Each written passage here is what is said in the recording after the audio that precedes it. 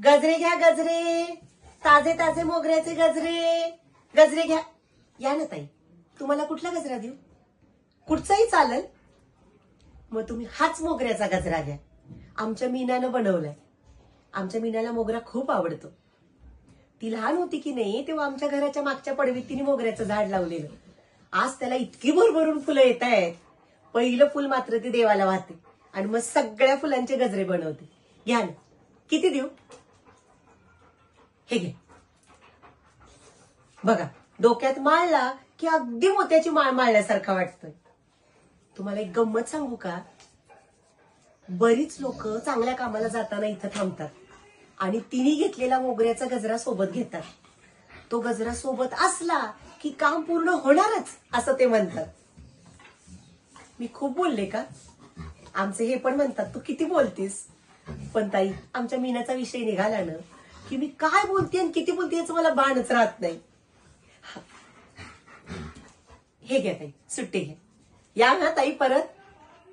गजरे घ्या गजरे, ताजे मोगऱ्याचे गजरे. गजरे घ्या. अगं मीना, तू आलीस? थांब, बैस जरा तिथं. हे घे, ताज्या उसाचा रस काढलाय. घे म्हणजे जरा तरतरी येईल.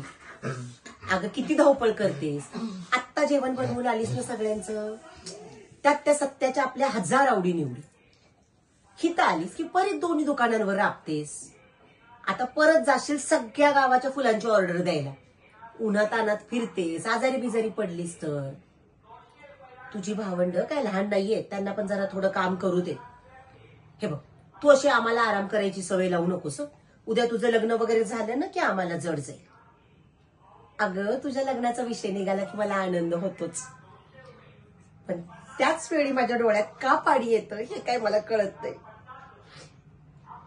वा वा म्हणे लग्न करणार नाही. ह्या बाबतीत तू काही बोलायचं नाहीस. मी तुझी आई आहे. तुझ्यासाठी इतका चांगला मुलगा शोधते की तू बघशीलच. अरे बाळा, 2 चांगली माणसं एकत्र येणं फार गरजेचं असतं. त्याच्यामुळं आजूबाजूचं आयुष्य सुंदर होतं. अगदी तू गुंफलेल्या मोगऱ्याच्या गजऱ्यासारखं.